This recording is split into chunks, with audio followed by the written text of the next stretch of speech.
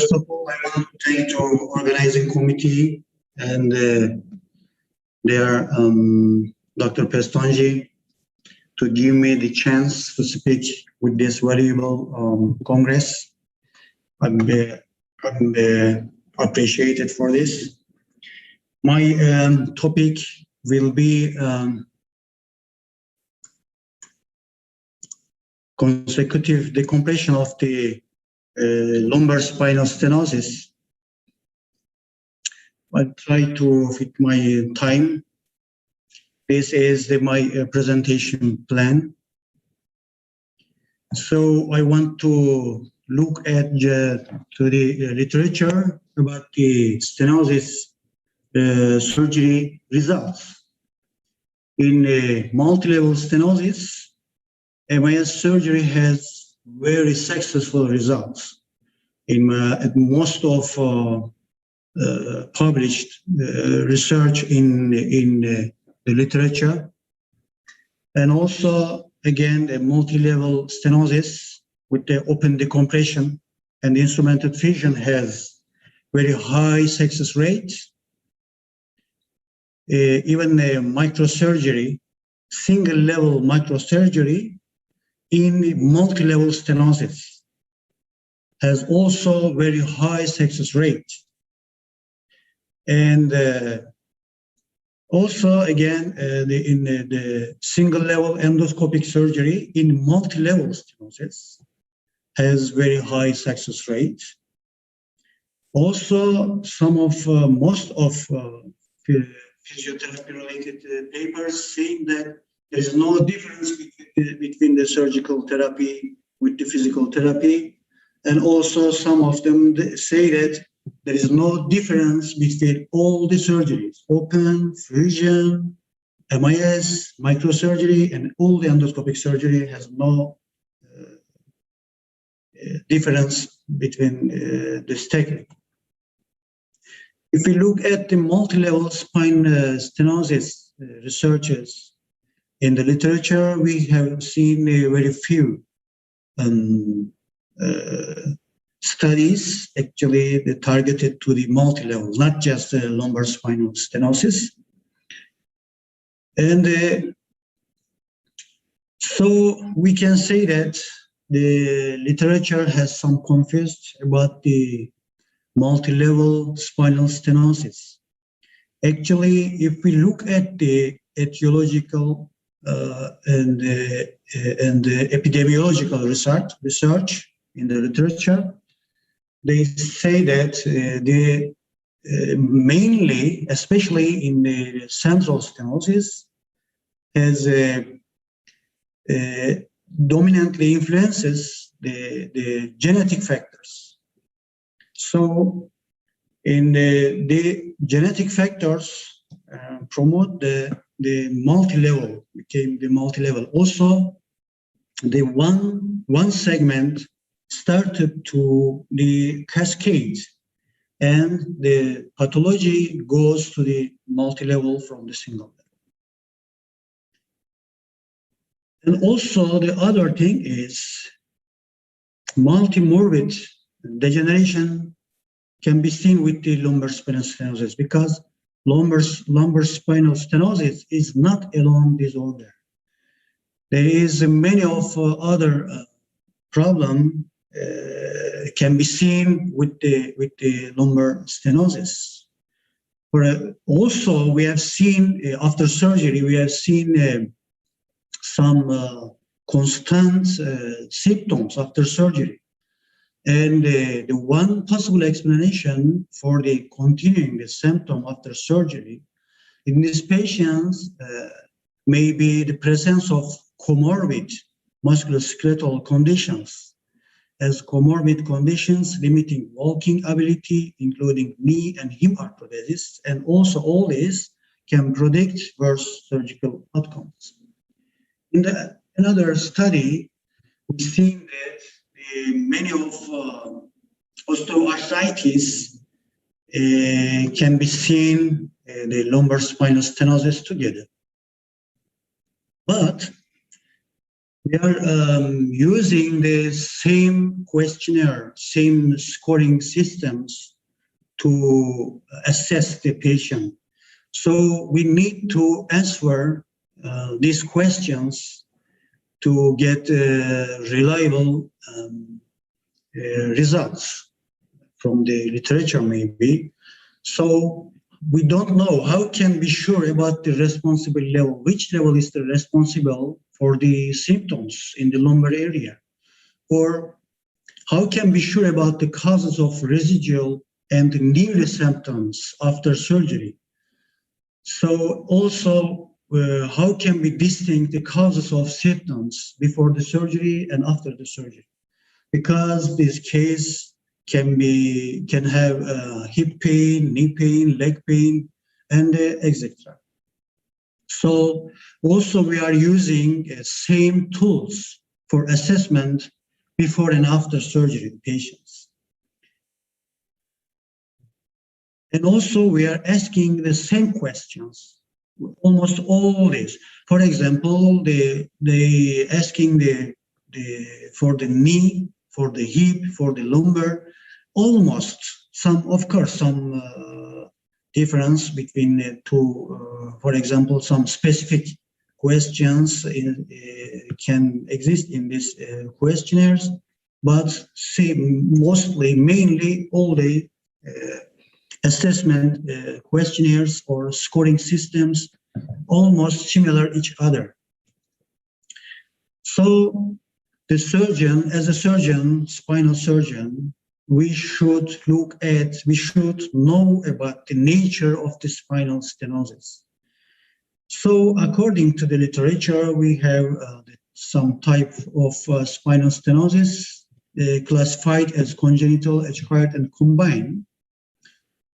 And we know that the stenosis starting with the radiological, firstly, the radiological started from the radiological changes of the disc, intervertebral disc. The intervertebral disc has crucial role to the intervertebral or lumbar stenosis. Disc pathology can create the facet joint arthritis. Then we've seen yellow ligament thickenings because of occult instability. And then we've seen vertebral body osteophyte stain. All those cause the metameric circumferential instability. Then we have seen acquired central and lateral stenosis. And the pathophysiologically, the pathomechanism of the central and the lateral spine stenosis is predominantly related to degenerative change of the intervertebral disc. And also because of this, spinal stenosis can be seen in central canal or lateral portion of the spinal column, and central and lateral recess or foraminal stenosis can be seen in a single location or multi-location. Same pathologies can be seen in multi-location, or same or different pathologies can be seen in same location. In the central stenosis, there is two main reasons. Stenosis may be created by ligamentous or soft tissue degeneration, that's named as ligamentous stenosis, or the stenosis may be created by osseous widening of the facet joints, and they named as non-ligamentous stenosis. In lateral portion, pathoanatomically, there is two main causes: the disc, calcified and bulged disc, and the hypertrophied flavum can cause the foraminal stenosis constantly, and the SAP can cause the dynamic. And also we have a combined pathology that can cause the combined stenosis, foraminal and central stenosis. The instability can cause the three-dimensional stenosis. Spinal cord is compressed by posterior structures of the canal, and the nerve roots are compressed by facet joint parts and the facet joint components and the disc and the flavum. So the surgery, we know that the surgery is our weapons. We should use this to the correct targets. To choose the correct targets, we should know the relationship between the symptoms and the pathology and the pathoanatomy and the pathophysiology. So most of the symptom, the critical symptom is the intermittent neurogenic claudication, and the back pain, leg pain, weakness, numbness. All this is the common symptoms, not specific symptoms. So, what is the consecutive decompression? Consecutive decompression means decompression should follow the nerve roots. So, compression of the central portion, compression of the lateral recess, and the lower foramina for traversing nerve roots, and the upper foramina for exiting nerve roots, and the decompression for lower lamina of the adjacent upper segments for exiting nerve roots and the current level of the current level, and the compression of the far lateral portion of the foramen. And we have some zones. We should consider these zones during the surgery. For example, zone 1 consists of the central portion, and 2 is the subarticular area or recess, and the 3 is the foraminal, and 4 is the extraforaminal or far lateral. Here is this is our current level, but we should add, sometimes we should add the upper level inferior portion and the lower level superior portion to make full decompression.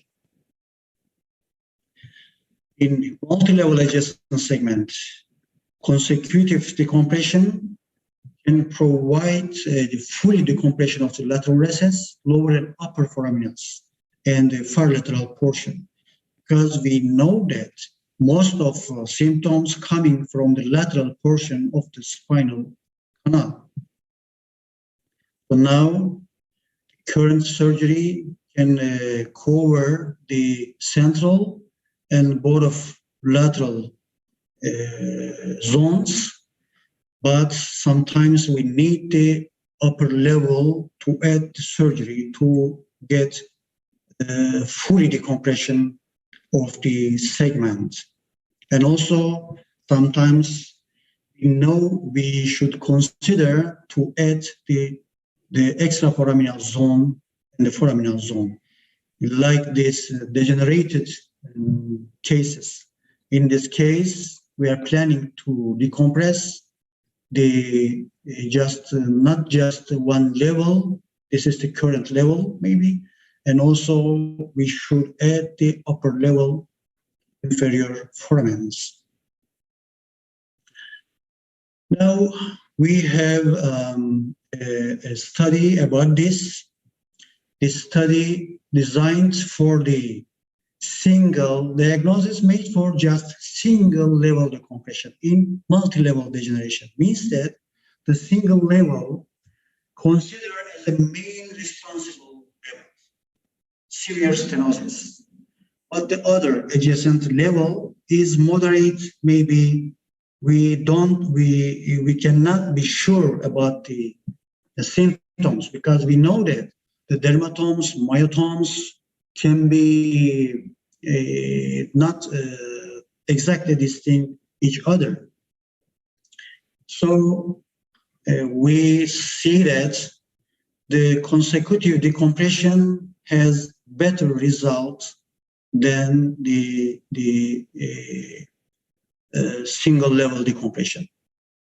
Now I will show you a simple study The case was 87 years old. Diabetes, he has diabetes and have hypertension also. He operated, cardiac operated previously, and also he had very serious scores about this stenosis. And you see here the MRI pictures, very serious stenosis. If you look at the upper level, maybe we can consider as a free nerve root, but let's see what's happening. Now, the right side is the current level surgery seen, and the left side is the additional level surgery. Now, in the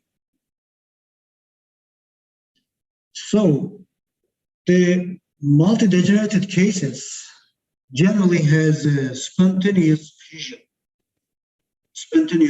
So this is an advantage for surgeon because it gives an advantage for surgeon because we can make wide decompression, but still we should preserve the facet joints bilaterally.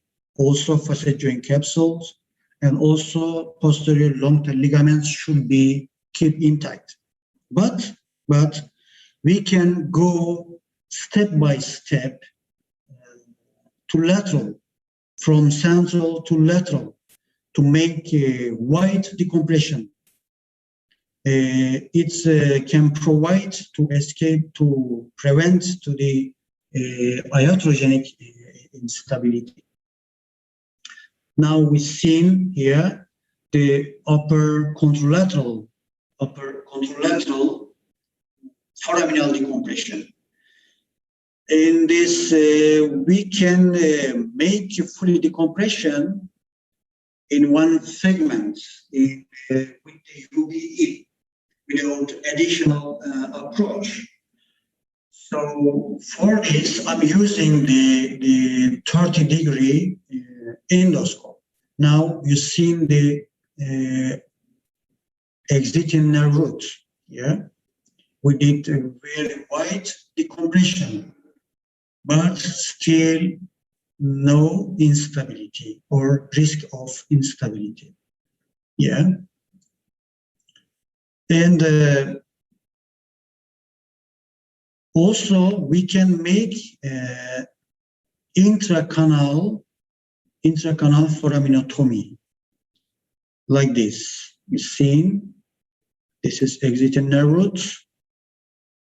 This is exiting nerve root. We are doing intracanal internal, maybe we can name as internal foraminoplasty, foraminotomy.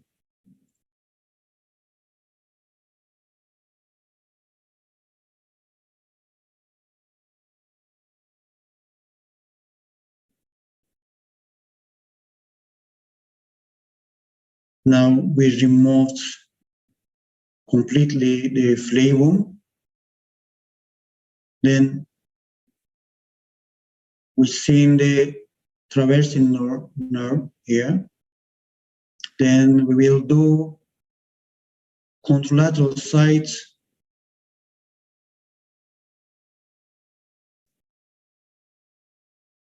The left side also the 0-degree endoscope, and the right side is we are using the 30-degree endoscope.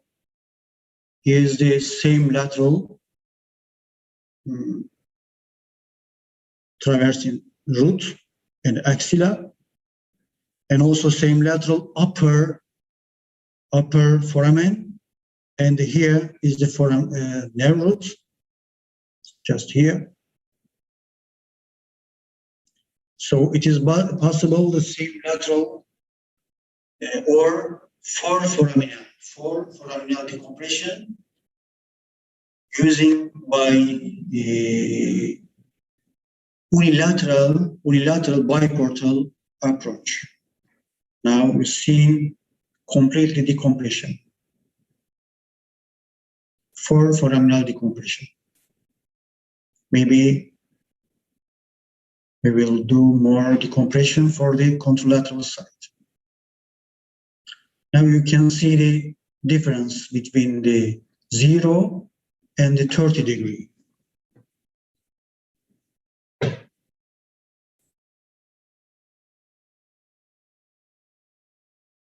Yes, completely for foraminal decompression. Here, this is the nerve root. Same lateral, left side. The 9 o'clock is the cranial side. Both of videos. And the left L5 nerve root. Now, the left side surgery, the left side video showing the L4, L3-4 level.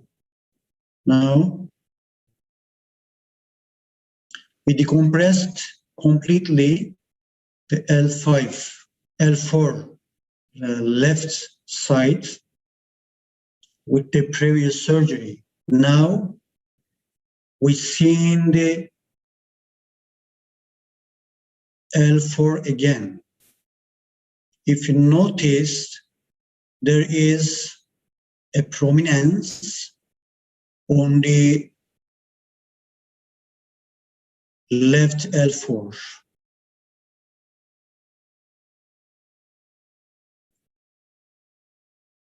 Yes, here. This is a calcified disc part, still can cause some symptoms after single level surgery. Then we will remove this part from here. Actually, to assess the correct level previously before the surgery, I always doing a very thin slice MRI scanning of the additional or adjacent segment with the responsible segment. I'm sorry, this video may be short. And now you're seeing here is the responsible segment here, bilateral decompression seen here, and just here is the upper segment. We removed this part with the disc, and this is the postoperative assessment of the patient. So as a completion, the results which related with the stenosis surgery are debatable, still debatable in the literature. Stenosis is not alone as a disorder. Pathophysiology and pathoanatomy of the stenosis should be known by a surgeon. Consecutive decompression may be necessary in a multilocated stenosis, and consecutive decompression is targeted to decompression of the nerve root from cord to far lateral foramen. Thank you for your attention.